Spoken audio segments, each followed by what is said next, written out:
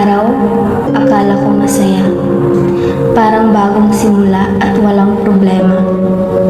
Pero nagbago ang lahat nung maging kamag-aral ko ulit si Hannah. Siya, ang taong minsang ginawang impyerno ang bawat pagpasok ko sa school. Ang nanakit at nagpamukhang may mali sa pagkatao ko. Akala ko naiwan na ito sa nakaraan. Ngunit hindi pa pala. Sa isang iglap, nabalitan ng bigat ang dating saya at nasira ang buhay ko.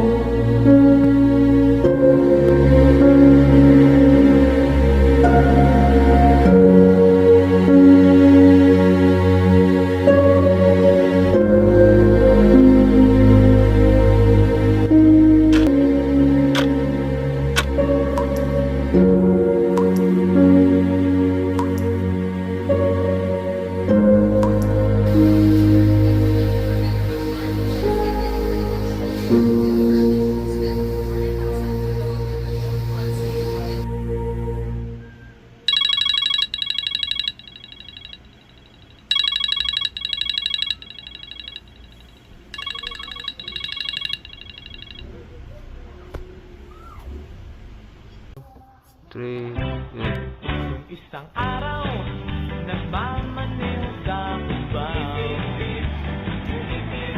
Aking nakita, babaeng saksakan ng ganda. Sinundan ko ang kotseng sinasakyan niya.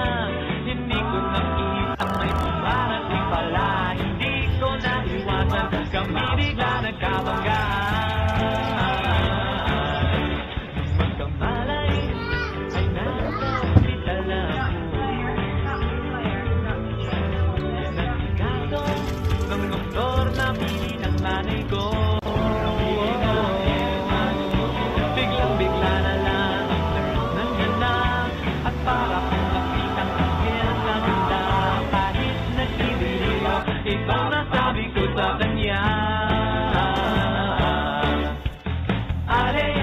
Nasa langit na ba ako? Nasa langit na ba ako? Mama, kayo po ba si San Pedro? Okay lang sa akin kung ako'y dedo na. Basta't ikaw ang lagi kong kasama. Kaya nasa langit na ba ako?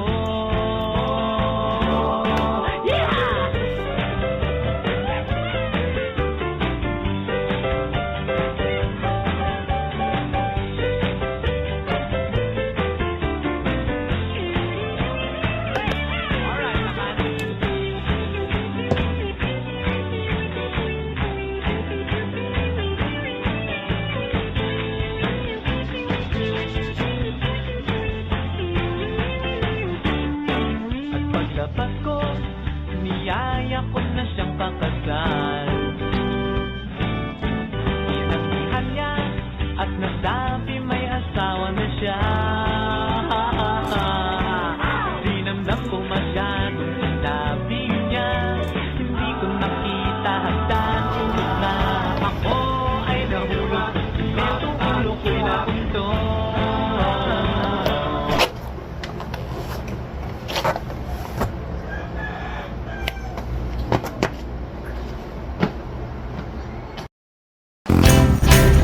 Isang araw, nagmamaneho sa Cubao. Aking nakita, babaeng saksakan ng ganda. Sinundan ko ang kotseng sinasakyan niya. Hindi ko nakita may pumarating pala. Hindi ko naiwasan, kami bigla nagkabanggaan.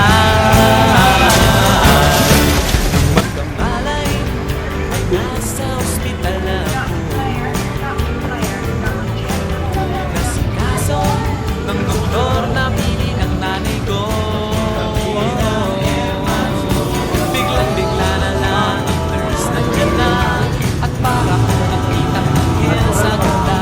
Kahit nagbibiliw, ibang nasabi ko sa kanya. Nasa langit na ba ako? Nasa langit na San Pedro. Okay lang sa akin kung ako'y demo na, basta't ikaw ang lagi kong kasama.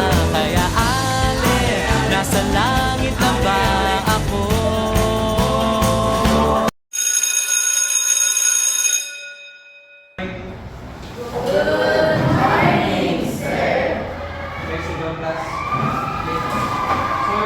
So ngayon, pagkakala nyo naman ako, may wala ko sa inyo, nalamin kung ano mga pangalan nyo at saan kayo nakatira. Introduce yourself.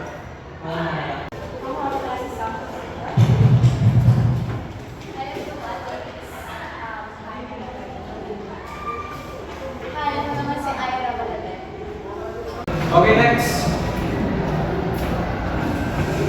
Good day everyone, I'm George Makapagal and you can call me George. I'm 19 years old and I'm from Lingayen High School. Nice meeting you po. Okay, that's all. Class is dismissed. Goodbye. Bye and thank you, sir.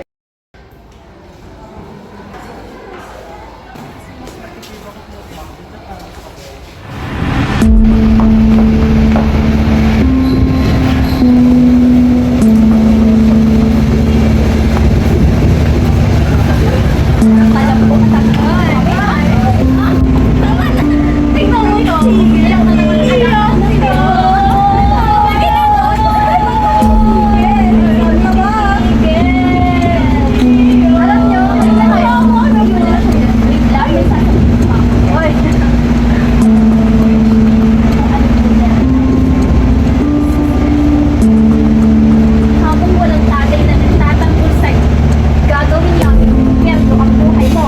Impyerno? Uy, kaya ako na! Bye!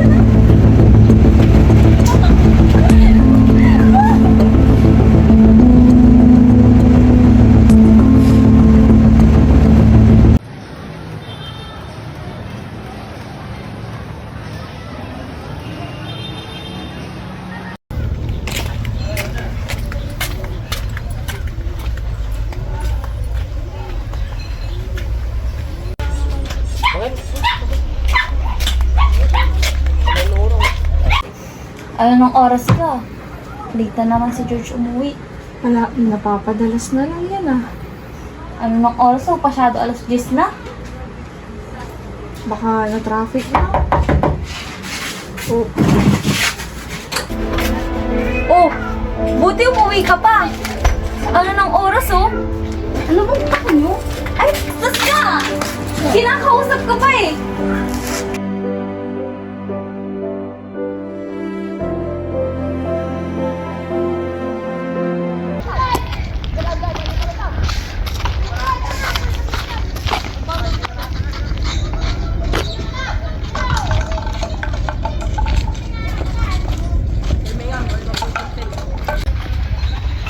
Mag-sports.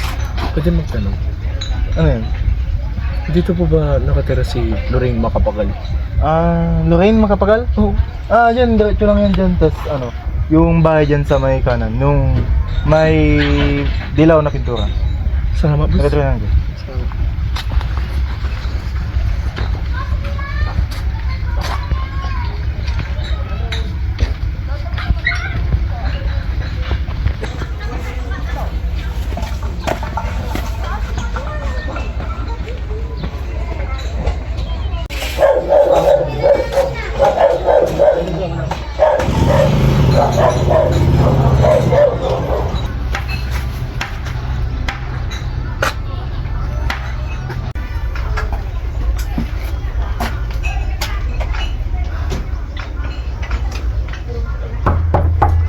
Tao po.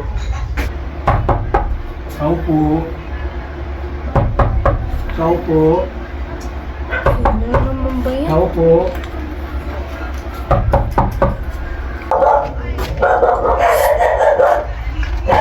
Tao po. Dito po ba nakatira si Lorraine Macapagal? Anong kailangan mo sa kanya? Gusto ko lang po sana siyang kausapin saglit. Halika, baka mo dito. Salamat po. Pasok mo.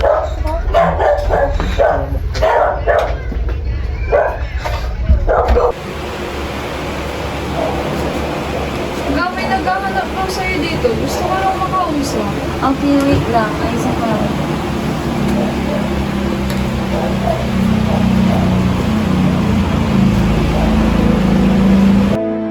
Ano yan? Lorraine, Anong ginagawa mo? Lorraine, magusok naman tayo. Huwag mo nga akong hawakan. Ang kapal ng mukha mo, pakita pa sa akin. Lorraine, sige naman na, magusok Bitawan tayo. mo nga ako.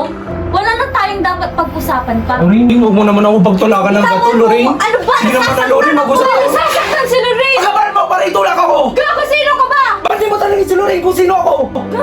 Ako lang naman ang tatay ng anak ni Lorraine, ha? Ang lakas ng loob mong sabihin yan! Umiiyak ang anak mo! Kailangan ng ama! Nasaan ka? Hindi pa nagpapakasasaka sa buhay pagkabinata! Oo, alam ko! Alam ko na kulang ako sa kanilang mag-ina! Pero ngayon, nandito na ako! Nandito na ako! Handa na ako magbumawi! Tangina! Handang bumawi! Ilang taong kanilang kailangan! Pero wala kang ginawa! Magkapal mo naman sabihin sa akin yan! Sino ka ba? Sino ka ba para isumban lahat sa akin yan?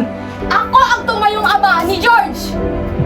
Nung wala ka, nung umiiyak ang anak mo, nung kailangan niya ng katuwang sa buhay, Oo!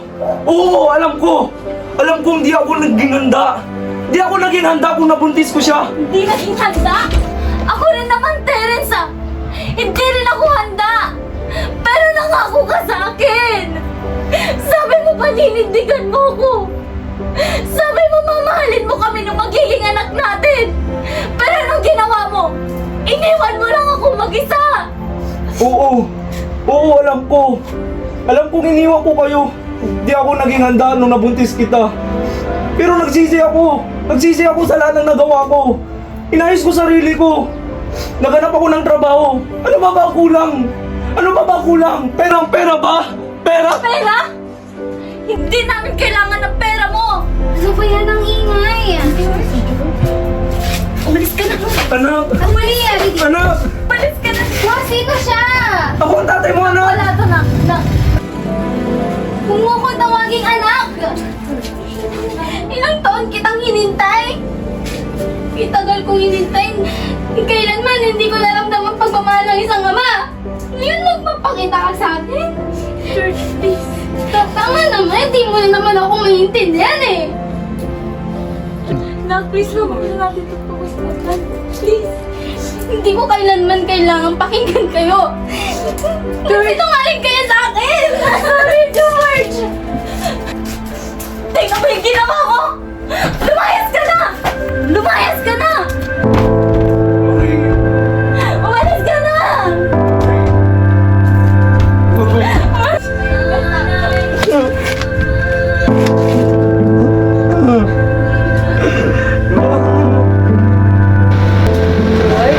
Huwag kayong papasok!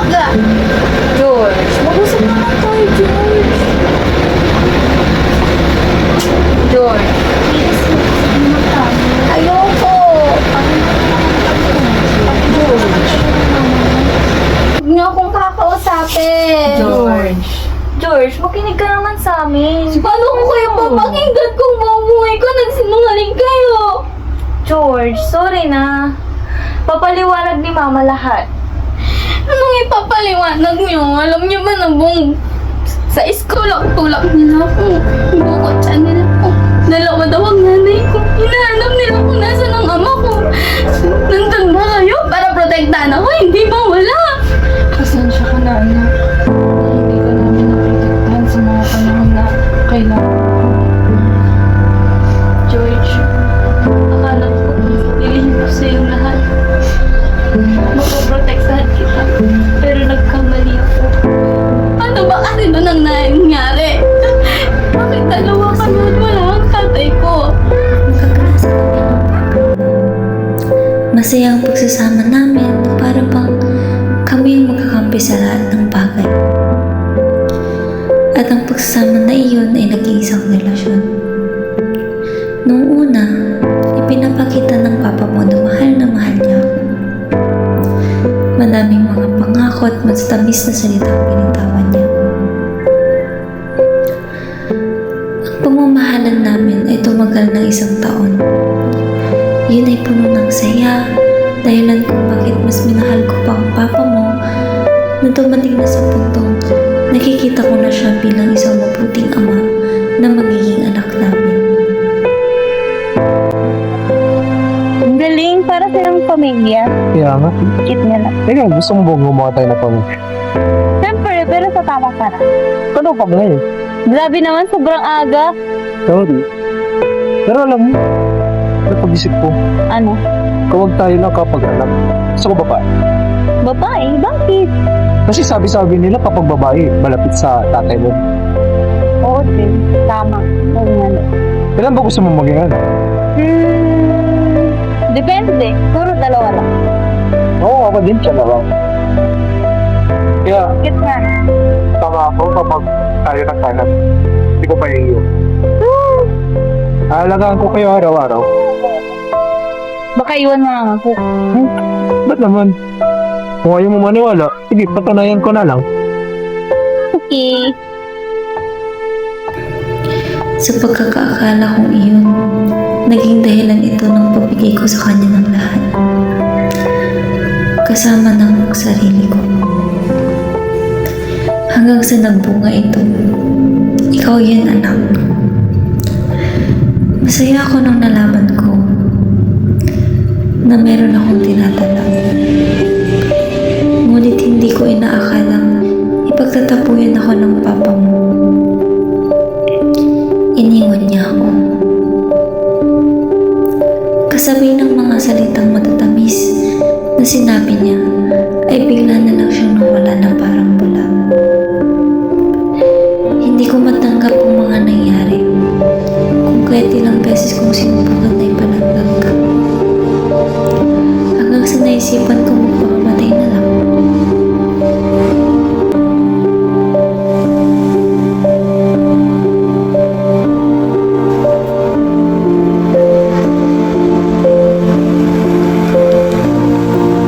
Doon ko nakilala ang mama mo.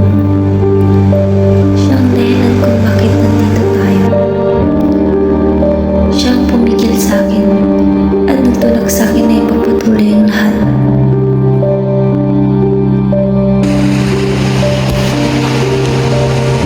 Ano ba pumasok sa isip mo? Bakit? Gusto mong magpakamatay? Hindi mo naman ako maintindihan. Eh, pwede naman pag-usapan na. Hindi ko alam kung paano tutustusan yung anak ko. Eh, isipin mo na lang, hindi naman kung papatay mo ang sarili mo, hindi naman masusolusyon na magpapatay na. Tapos, ang pera na alam, ang buhay hindi nababalikan.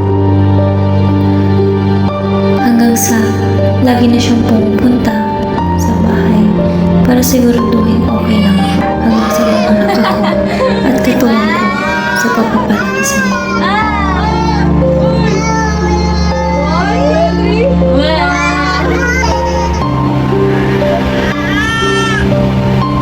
Pero kahit anong nangyayari, hindi ka namin pababayaan ng mama mo. Gagawin namin ang kaya namin para mapag-aral ka at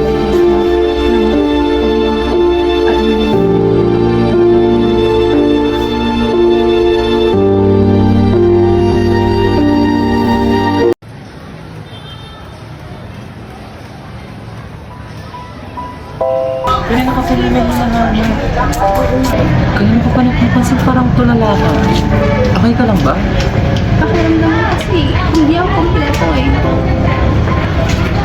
Yung mga bagay na alam ko tungkol sa sarili ko. Parang ngayon, hindi na totoo. Hindi ko alam kung bakit ring mag-isa. Pakiramdam ko, walang nagmamahal sa'yo. Pasensya ka na, George. Hindi ko alam kung sasabihin ko. Hindi ko pa kasi nararanasan yung mga ganyan na naranasan. Pero, alam mo may pupuntahan kami. May seminar tungkol sa pamilya. Gusto mo ba sumama? Hindi ko alam. Ano ka ba, George? Halika na, sumama ka na. Oo nga, tara na, sama ka na. Sige na nga. Tara, tara. Huwag ka na umiyak. Ano ka ba? Kaya mo yan.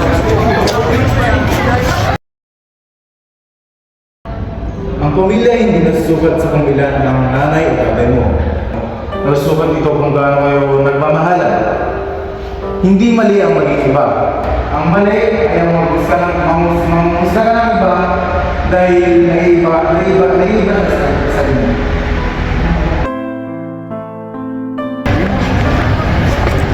Hindi dapat ipinamay ang pamilya na nagmamahal sa inyo.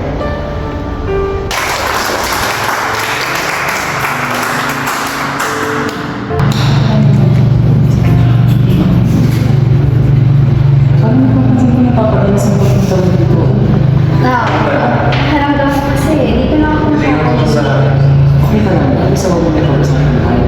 Okay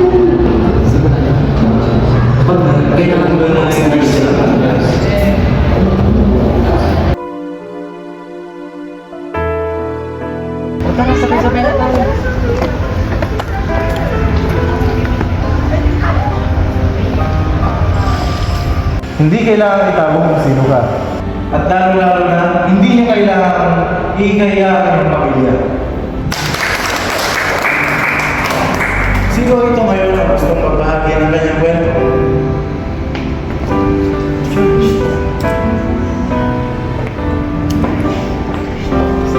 Hi everyone, I'm George Napalalan. Bumalik ako sa Kudet ng Dalaman.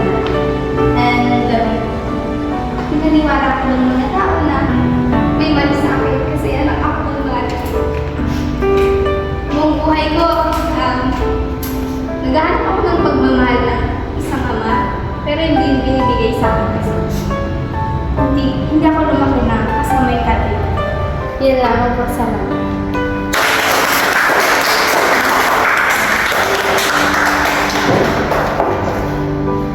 Grabe, napakahusay mo. Nakaka-proud ka. Grabe, akala mo, dati hindi ka nagsasalita. Ngayon, nakakapagbigay ka na ng speech. Nakapakahusay mo talaga. Nahiya nga ako eh. Grabe ang character development.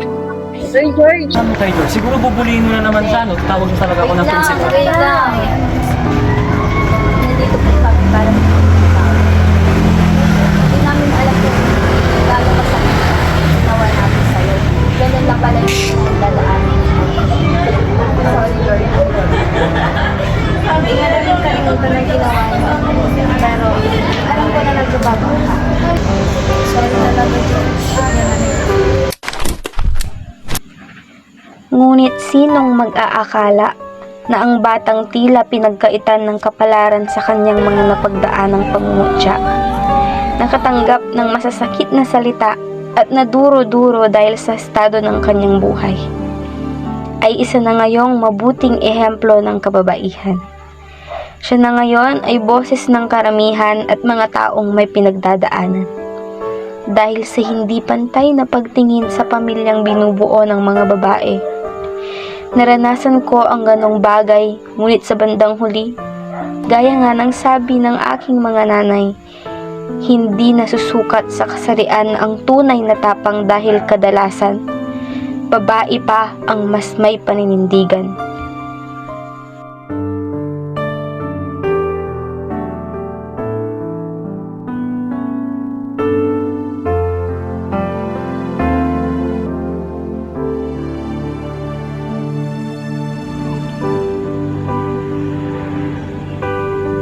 Kamusta kayo dyan, dalawang mahal ko? Sana proud na proud kayo sa akin. Napalaki niyo ako ng maayos. Dahil ang pamilya natin ang aking motibasyon upang patuloy na makatulong sa mga kababaihan sa lipunan. Ipinakita niyo sa akin na hindi lang lalaki ang kayang magpakatatay, sapagkat ang mga babaeng tulad niyo ay mas nagampanan pa ang pagiging isang ama. Hindi ko na hinahangad ang yaman sa mundo. Pagmamahal mo lang ang tanging hinahanap ko. Maaari bang sana'y patawarin mo ako pagkat tayong dalawa ay sa isa